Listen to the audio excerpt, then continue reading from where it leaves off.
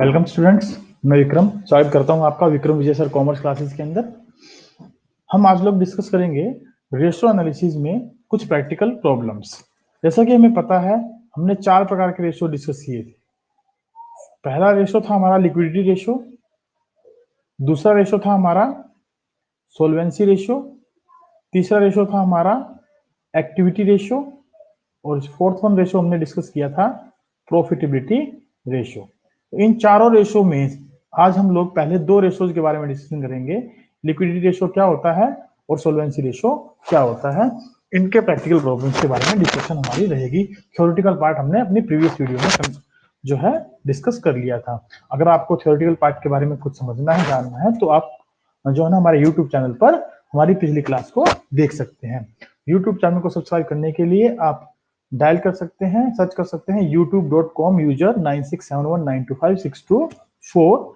और हमारा जो है टेलीग्राम चैनल को अगर आप ज्वाइन करना चाहते हैं तो आप टेलीग्राम पर सर्च कर सकते हैं @विक्रम विजय सर कॉमर्स क्लासेस के नाम से, जहां पर आपको इससे रिलेटेड मटेरियल्स अवेलेबल हो जाएगा। सॉरी। चलिए पहला क्वेश्चन हम डिस्कस करते हैं। फर्स्ट क्वेश्चन है हमारा, from the following information compute current ratio. देखिए करंट रेशो क्या होता है। सबसे पहले तो आपको ये पता होना चाहिए कि करंट रेशो निकाला कैसे जाता है। करंट रेशो का फॉर्मूला हमने डिस्कस किया था कि करंट एसेट्स बटे करंट लायबिलिटीज अगर हम कर दें तो हमारे पास क्या निकल कर आएगा, करंट रेशो निकल कर आएगा। तो करंट एसेट्स बटे करंट लायबिलिटीज। अब इसमें करंट एसेट्स क्या है और करंट लायबिलिटीज क्या है, तो हमने बैलेंस शीट को अच्छे तरीके से डिस्कस किया था। तो उसी बैलेंस शीट के फॉर्मेट पर हमारे पास ये कुछ आइटम्स गिवन है। इन आइटम्स को हम लोग जज करेंगे, चेक करेंगे कि कौन कौन से आइटम इनमें जो है रिलेटेड टू करंट एसेट्स है, कौन कौन से item related to current liabilities है, उनका टोटल करेंगे और डिवाइड करेंगे तो हमारे पास आ जाएगा करंट रेशियो। सबसे पहला पॉइंट है हमारा नॉन करंट इन्वेस्टमेंट। तो ये क्या है, हमारा नॉन करंट एसेट्स है। तो ये तो हम करंट रेशियो करंट एसेट्स में शामिल नहीं करने वाले हैं। यहाँ पर आप लिख सकते हैं करंट एसेट्स, यहाँ पर आप लिख सकते हैं करंट लायबिलिटीज। इस तरीके से आप इसको लिखकर कैलकुलेट करने की कोशिश करें ताकि आपके टोटल करने में आपको समस्या ना आए। करंट इन्वेस्टमेंट 40,000 आप यहाँ लिख सकते हैं। करंट इन्वेस्टमेंट आपके 40,000 रुपए हैं, इसको आप इंक्लूड कर सकते हैं करंट एसेट्स के अंदर। Inventories including loose tools of 50,000। हमने डिस्कस किया था जब हमने एक फॉर्मूला बताया कि जब भी हम इन्वेंट्रीज लेंगे तो उसके अंदर लूज टूल्स को हम इंक्लूड नहीं करेंगे। तो लूज टूल्स को यहाँ माइनस करते हुए हमारे पास जो है करंट एसेट्स के अंदर करंट जो है इन्वेंट्रीज कितनी आ जाएंगी, हमारी करंट एसेट्स में इन्वेंट्रीज कितनी आ जाएंगी, 2,30,000 रुपए। आप 50,000 को यहाँ माइनस कर देंगे। नेक्स्ट है ट्रेड रिसीवेबल। ट्रेड रिसीवेबल में हमारे 2 एलिमेंट शामिल होते हैं, sundry debtors and bills receivable. दोनों के दोनों करंट एसेट्स हैं, दोनों का टोटल करके आप लिख लीजिए 1,80,000 हमारी क्या आ जाएंगी, करंट एसेट्स आ जाएंगी। ट्रेड रिसीवेबल के नाम से को हम प्लस कर लेंगे। ट्रेड पेबल्स में sundry creditors plus bills payable दोनों आते हैं, लेकिन ट्रेड पेबल्स हैं तो ये हमारी करंट लायबिलिटीज का पार्ट है। तो करंट लायबिलिटीज में हम दोनों को जोड़कर लिख लेंगे 1,30,000। तो ये हमारा करंट लायबिलिटीज का पार्ट माना जाएगा। इनको हम यहाँ इस तरीके से लिख लेंगे। नेक्स्ट है लॉन्ग टर्म बोरोइंग्स। ये हमारा लॉन्ग टर्म बोरोइंग्स यानी नॉन करंट लायबिलिटीज का पार्ट है, इसको हम नहीं लेंगे। Short term borrowings, short term borrowings हमारा करंट लायबिलिटीज का पार्ट होता है, 50,000 रुपए। हम इसको यहाँ जोड़ लेंगे करंट लायबिलिटीज के नीचे 50,000 रुपए। नेक्स्ट है हमारे पास short term provision, provision for tax. ये भी हमारा करंट लायबिलिटीज होती है, इसको भी हम प्लस कर लेंगे करंट लायबिलिटीज के अंदर। 20,000 रुपए हमारी करंट लायबिलिटीज में यहाँ पर इंक्लूड हो जाएंगी। कैश एंड बैंक, ये हमारा कैश एंड कैश इक्विवेलेंट होता है, करंट एसेट्स का पार्ट होता है, तो इसको हम करंट एसेट्स में प्लस करके चलेंगे। तो इस तरीके से हम अपनी टोटल करंट एसेट्स और टोटल करंट लायबिलिटीज कैलकुलेट कर लेंगे। ये आ जाएंगे हमारे पास 2,30,000 और 40 2,70,000, 3,70,000, 4,50,000 और 4,80,000 रुपए हमारे पास क्या आ जाएंगी, हमारी करंट एसेट्स। और करंट लायबिलिटी का टोटल कितना है देखते हैं, 5 और 3 8 और 2 10, 2 लाख रुपए की हमारी करंट लायबिलिटीज है। तो जैसे कि हमें पता है रेशो क्या था हमारा कैलकुलेट करने का, करंट एसेट्स बटे करंट लायबिलिटीज। तो करंट एसेट्स कितनी आ गई, 4,80,000 रुपए हमारे पास, 4,80,000 रुपए डिवाइडिंग बाय करंट लायबिलिटीज कितनी है, 2 लाख रुपए। 2 लाख से इसको क्या कर देंगे, हम डिवाइड कर देंगे। ये आ जाएगा हमारे पास 2.4:1। ये हमारा करंट रेशियो होगा इस क्वेश्चन के लिए। ये हमारा आंसर है, तो हम इसको बॉक्स में लिख देंगे और लिख देंगे that will be the answer. ये हमारा प्रेजेंटेशन का पार्ट है। आप इस तरीके से क्वेश्चन को करें ताकि एग्जामिनर को क्वेश्चन को समझने में और पढ़ने में दिक्कत ना हो और आसानी से आपका क्वेश्चन सोल्व भी हो जाए। आइए दूसरे क्वेश्चन पर चलते हैं। दूसरा क्वेश्चन है हमारा, calculate current ratio from the following information. Current ratio निकालनी है हमें इन इन्फॉर्मेशन से। देखिए इन इन्फॉर्मेशन को डिस्कस करने से पहले मैं आपके साथ एक फॉर्मूला छोटा सा डिस्कस कर देता हूं ताकि आपको समझ में आ सके कि हम ये क्वेश्चन कैसे सोल्व करेंगे। जैसे कि आपको पता है बैलेंस शीट में हमारे पास टोटल जो है मेजर हेडिंग 6 होती है, लेकिन हम एक मेजर हेडिंग को एक्सक्लूड करके टोटल मेजर हेडिंग कितनी काउंट करते हैं? 5, जिसमें शेयर होल्डर फंड प्लस हमारे पास होती है non current liabilities plus current liabilities is equal to non current assets plus में करंट एसेट्स हम इंक्लूड करते हैं। अब इन पांचों हेडिंग्स के अकॉर्डिंगली अगर हमें करंट लायबिलिटीज और करंट एसेट्स की वैल्यू कैलकुलेट करनी है तो हम इस इंफॉर्मेशन को यूज करके भी इनकी इंफॉर्मेशन कैलकुलेट कर सकते हैं, बशर्ते कि इन 5 एलिमेंट में से हमें कोई 4 एलिमेंट गिवन हो तो हम 5वें एलिमेंट की वैल्यू निकाल सकते हैं। अब आइए क्वेश्चन को देखते हैं। टोटल एसेट्स है मेरे पास 8 लाख रुपए, फिक्स एसेट्स हैं 5,40,000 रुपए, नॉन करंट इन्वेस्टमेंट है 1,10,000 रुपए, शेयर होल्डर फंड है मेरे पास 6 लाख रुपए और नॉन करंट लायबिलिटी मेरे पास 80,000 रुपए। और हमें निकालना क्या है? Current ratio. और करंट रेशियो निकालने का फॉर्मूला हमें पता ही है क्या होता है, current ratio is equal to current assets current liability. सबसे पहले आप फॉर्मूला ही लिखें ताकि आप चीजों को कैलकुलेट करते हो तो गलती ना करें।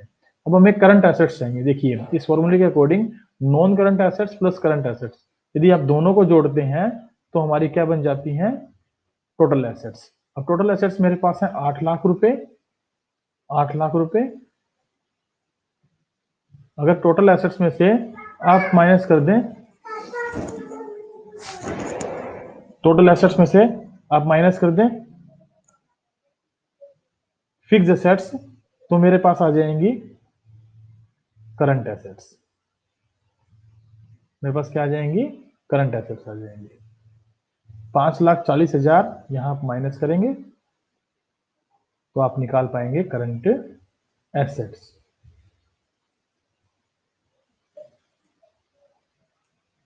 इसमें से 4 गए 6, 7 में से 5 गए 2, 2,60,000 रुपए। अब हमें चाहिए क्या? Current liabilities. करंट लायबिलिटीज कैसे निकलेंगे चलिए देखते हैं। देखिए शेयर होल्डर फंड हमारे पास है 6 लाख रुपए का, यहां लिख लीजिए 6 लाख, प्लस में नॉन करंट लायबिलिटीज कितनी है? 80,000, यहां लिख लीजिए आप 80,000, और टोटल एसेट्स आपको गिवन है 8 लाख रुपए। तो आप क्या निकाल पाएंगे? करंट लायबिलिटीज निकाल पाएंगे। 8 लाख में से अगर 6,80,000 रुपए घटा दें तो हमारे पास आ जाएगी 1,20,000 रुपए की करंट लायबिलिटीज, राइट। 8 लाख में से share holder fund plus non current liabilities minus कर देंगे टोटल एसेट्स में से तो करंट लायबिलिटीज हमारे पास बच जाएंगी। करंट लायबिलिटीज का क्या फॉर्मूला बना? करंट लायबिलिटीज का फॉर्मूला बना हमारे पास total assets non current plus current minus में share holder fund, share holder fund plus में करंट लायबिलिटीज। इन दोनों को अगर हम माइनस कर दें टोटल एसेट्स में से तो हमारे पास क्या बच जाएंगी? Current liabilities, sorry non current liabilities. Minus कर दें तो क्या बच जाएंगी? Current liabilities. तो ये आ गई 1,20,000। तो हम रेशो निकालेंगे तो क्या रेशो निकलेगा हमारे पास? 2,60,000 जो कि मेरी करंट एसेट्स बनी थी, डिवाइडिंग बाय 1,20,000 जो कि मेरी करंट लायबिलिटीज है। इनको डिवाइड कर दीजिएगा, आपका आंसर आ जाएगा 12 दूनी 24, 2 पॉइंट बचे कितने? 2, 2 0, 12 1 12, और हमारे पास बच जाएंगे कितने? 8, 12 7 84, 12 पंजे 60 1:1। ये हमारा रेशियो यहाँ पर कैलकुलेट हो जाएगा। ओके, हमने थोड़ी सी गलती कर दी रेशो को कैलकुलेट करने में। हमने देखा ही नहीं कि नॉन करंट इन्वेस्टमेंट भी है हमारे पास। तो इसका मतलब करंट एसेट्स में करंट लायबिलिटीज तो हमारी बिल्कुल ठीक है, लेकिन हमारी करंट एसेट्स क्या हो गई? यहाँ पर गलत हो गई। करंट एसेट गलत हो गई तो इसका मतलब है इसमें से 1,10,000 रुपए हम क्या माइनस करने वाले हैं? नॉन करंट इन्वेस्टमेंट्स के भी। तो हमारे पास कितनी आ जाएंगी करंट? 1,50,000 रुपए करंट एसेट्स आ जाएगी। तो आप इस रेशो को निकालें, ये रेशो हमारा यहाँ गलत हो जाएगा। इसको हम निकालेंगे 1,50,000 डिवाइडिंग बाय 1,20,000 से। माफी चाहूंगा, एक नॉन करंट इन्वेस्टमेंट हमने यहाँ नहीं देखे। नॉन करंट इन्वेस्टमेंट भी तो एक नॉन करंट एसेट्स होती है। तो नॉन करंट एसेट्स में fix assets plus non current assets दोनों को जोड़ेंगे और टोटल एसेट्स में से घटाएंगे तो हमारे पास क्या निकल जाएगी, करंट एसेट्स। और करंट लायबिलिटीज हमने बिल्कुल ठीक निकाली थी, क्योंकि टोटल एसेट्स हमने 8 लाख रुपए ले ली थी और इन दोनों का डिफरेंस हमने माइनस कर दिया था। तो इस तरीके से हमारा रेशियो कितना आ जाएगा, ये कट जाएंगे आपस में, 12 एकम 12, पॉइंट 12 दूनी 24 और 12 पंचे 60, 1.25:1 हमारा रेशियो यहाँ पर कंसिडर किया जाएगा, राइट। तो ये हमारा सही रेशियो होगा, इस रेशियो को आप इग्नोर कर दें। क्वेश्चन नंबर 3 देखिएगा। क्वेश्चन नंबर 3 है, state giving reasons which of the following transactions could improve, reduce or not change the quick ratio if quick ratio is 1.4:1, 1:1 और 0.75:1। तो अगर हम ये बातें देखें यहाँ पर, तो इसमें हम एक बात का ध्यान रखेंगे, जब भी आपको ये चेक करना है कि करंट रेशो आपका घटा है, बढ़ा है या कोई चेंज नहीं आया, तो आप पहले उनको कंसिडर कर लें। क्विक रेशो के बारे में बात हुई है, क्विक रेशो के बारे में यदि बात हुई है तो क्विक रेशो क्या होता है हमारा, क्विक रेशो का फॉर्मूला होता है बेसिकली क्विक एसेट्स बटे में करंट लायबिलिटीज, क्विक एसेट्स बटे में करंट लायबिलिटीज, ये हमारा फॉर्मूला होता है। और क्विक एसेट्स हम कैसे निकालते हैं, क्विक एसेट्स निकालने का फॉर्मूला होता है हमारा करंट एसेट्स माइनस में करंट एसेट्स माइनस में इन्वेंट्रीज माइनस में प्रीपेड्स, एक्सपेंसेस माइनस में tax paid in advance, paid in advance. ये अगर माइनस कर दो तो हमारे पास क्विक एसेट्स आ जाती हैं। और करंट लायबिलिटीज वही होती हैं जो हमने पीछे डिस्कस की। तो अब हम जब भी रेशो देखना चाहेंगे कि इनके ऊपर कोई प्रभाव पड़ा है या नहीं पड़ा है पार्टिकुलर ट्रांजेक्शन का, तो आप सबसे पहले देखिए हम इस रेशो के बेस पे जो है ना इसको कैलकुलेट कर लेते हैं, बाकी पर आप खुद कैलकुलेट करके देख लेंगे। 1.4 को हम 1,40,000 कंसिडर कर लेते हैं और बटे 1 को हम 100 काउंट कर लेते हैं, यानी 1,40,000 और 1 लाख, ये हमारा क्विक रेशो हो जाएगा। अब ट्रांजेक्शन क्या है, cash collected from trade receivable. ठीक है, अगर ट्रेड रिसीवेबल से कैश मिला है तो ट्रेड रिसीवेबल क्या होते हैं, trade receivable is our current assets, current assets होते हैं। करंट एसेट्स क्या हो जाएंगी, घट जाएंगी। दूसरी तरफ कैश क्या है, वो भी हमारी करंट एसेट्स है और उससे क्या है, हमारी करंट एसेट्स बढ़ जाएंगी। और दोनों के दोनों आइटम हम करंट एसेट्स जो आ रहे हैं उनको क्विक एसेट्स में भी शामिल करते हैं। तो यानी क्विक एसेट्स पर इसका कोई प्रभाव नहीं पड़ा, पैसा आया और डेटर्स घट गए। जबकि करंट लायबिलिटीज पर तो कोई चेंज आ ही नहीं रहा, करंट लायबिलिटी तो इंटैक्ट है, उसमें कोई चेंज नहीं आ रहा, वो कांस्टेंट एज इट इज है जैसी थी। तो अगर करंट एसेट्स और करंट लायबिलिटी पर कोई चेंज नहीं आया तो इसका मतलब हमारी जो नई क्विक एसेट्स और करंट लायबिलिटी वो एज इट इज रह जाएंगी और रेशो में कोई परिवर्तन नहीं आएगा। तो इसका मतलब है ratio not Altered, not Altered, इससे रेशो में कोई परिवर्तन नहीं आएगा। ऐसे ही हम इससे भी चेक कर सकते हैं, cash paid to trade payable. देखिए ट्रेड पेबल क्या होती है, हमारी करंट लायबिलिटी होती है और कैश की पेमेंट हो रही है तो ये क्या है, हमारी करंट एसेट्स हैं। दोनों के दोनों हमारे जो है ना क्या करेंगे, करंट एसेट्स को ये डिक्रीज करेंगे क्योंकि पेमेंट कर रहे हैं, और ये क्या करेंगे, करंट लायबिलिटीज को भी डिक्रीज करेंगे कि लायबिलिटीज पेड हो रही है। तो यदि 1,40,000 रुपए क्विक एसेट्स हो और 1,00,000 रुपए हमारी करंट लायबिलिटीज हो, हम पेमेंट करते हैं सपोज 10,000 रुपए की, तो नई क्विक एसेट्स कितनी हो जाएंगी हमारी, 1,30,000 और बटे में नई करंट लायबिलिटीज कितनी हो जाएंगी हमारी 90,000। तो देखिए क्या इससे रेशो बढ़ेगा कि घटेगा, क्या प्रभाव पड़ेगा, कैलकुलेट करके देख लेते हैं। ये आ गया 9.1, तो 9 1 जा 1, 4 9 चौक 36, फिर 4 9 चौक 36, it means ratio has been increased, ratio क्या हो रहा है, बढ़ रहा है। तो इसका मतलब हम ये भी कह सकते हैं कि यदि करंट लायबिलिटीज घटे हैं और करंट एसेट्स भी घटे हैं तो रेशो बेसिकली हमारा क्या होगा, बढ़ेगा। करंट एसेट्स में जो कैश है वो क्विक एसेट्स में शामिल होता है, इसलिए हम क्विक एसेट्स को यहाँ पर रिड्यूस कर रहे हैं। Purchase of goods for cash, नगद सामान खरीदेंगे तो क्या होगा, हमारी इन्वेंट्री बढ़ेगी, है ना, और कैश घटेगा। इन्वेंट्री तो इंक्रीज होगी और कैश घटेगा। लेकिन देखने की बात क्या है कि कैश तो क्विक एसेट्स में शामिल किया जाता है, इन्वेंट्री को क्विक एसेट्स में शामिल नहीं करते। तो इसका मतलब मेरे पास से कैश क्या हुआ, कम हो गया। कैश कम होने का मतलब है क्विक एसेट्स भी घट गई, और क्विक एसेट्स यदि घट गई तो रेशियो भी घट जाएगा। तो इस कंडीशन में मेरा रेशियो डिक्रीज हो जाएगा। आई होप आपको ये क्वेश्चन समझ में आया हो। क्वेश्चन नंबर 4 देखिए क्या है। वर्किंग कैपिटल गिवन है 6 लाख रुपए की, ट्रेड पेबल गिवन है 1,80,000 की, और अदर करंट लायबिलिटीज गिवन है 20,000 की। तो trade payable plus other current liabilities हमारे पास आ जाएंगी क्या, करंट लायबिलिटीज। करंट लायबिलिटीज हो जाएंगी हमारी टोटल 2 लाख रुपए की। और क्योंकि वर्किंग कैपिटल हमें गिवन है, और वर्किंग कैपिटल का फॉर्मूला हमने पढ़ा था कि वर्किंग कैपिटल का फॉर्मूला क्या होता है, करंट एसेट्स माइनस में करंट लायबिलिटीज। तो करंट एसेट्स में से यदि करंट लायबिलिटीज को आप माइनस कर दें तो आपके पास क्या निकल कर आएंगी, करंट सॉरी वर्किंग कैपिटल। तो हम वर्किंग कैपिटल है 6 लाख रुपए और करंट लायबिलिटीज 2 लाख, दोनों को जोड़ देंगे तो करंट एसेट्स कितनी आ जाएंगी हमारी, करंट एसेट्स हमारी आ जाएंगी 8 लाख रुपए की। तो 8 लाख रुपए की जो करंट एसेट्स हैं और हमारे पास 2 लाख रुपए की करंट लायबिलिटीज हैं, तो इनके आधार पर हम क्या निकाल सकते हैं, अपना करंट रेशियो निकाल सकते हैं। तो करंट रेशियो क्या आ जाएगा हमारा, 8 लाख बटे 2 लाख, 4:1, राइट। आई होप ये क्वेश्चन भी आपको अच्छे से समझ में आ गया होगा। आइए नेक्स्ट क्वेश्चन देखते हैं। नेक्स्ट क्वेश्चन है हमारा total assets to debt ratio. देखिए नाम जैसे दिया है वैसे ही कैलकुलेट कर लेंगे रेशियोज को भी। तो टोटल एसेट्स ओवर में डेट्स अगर हम कर दें तो हमारा क्या निकल जाएगा, total asset to debt ratio. अब ढूंढने की बात ये है क्या टोटल एसेट्स कितनी है।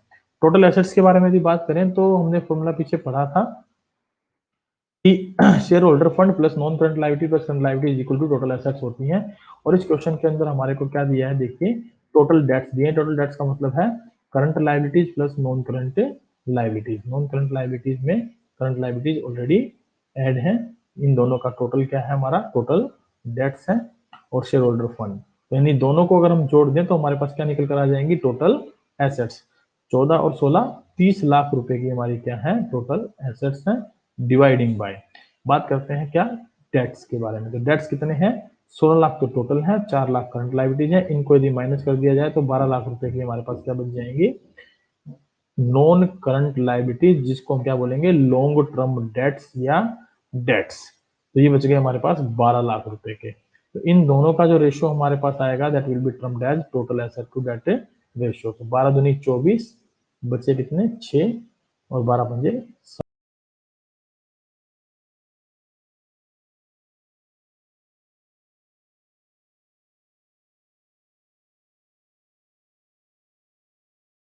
ये क्वेश्चन भी समझ में आया है। आइए नेक्स्ट क्वेश्चन हम डिस्कस करते हैं। क्वेश्चन नंबर 6 है हमारा, calculate debt equity ratio, total asset to debt ratio and proprietary ratio. यहाँ पर आप एक बात ध्यान रखिएगा कि डेट इक्विटी रेशियो का फॉर्मूला क्या होता है आपके पास, debt equity ratio is equal to आपकी क्या होती है, डेट्स बटे में इक्विटी। आपका total asset to debt ratio क्या होता है, total asset to debt ratio अभी अभी हमने ऊपर पढ़ा। Total asset to debt ratio को हम कैसे कैलकुलेट करते हैं, टोटल एसेट्स बटे में डेट्स।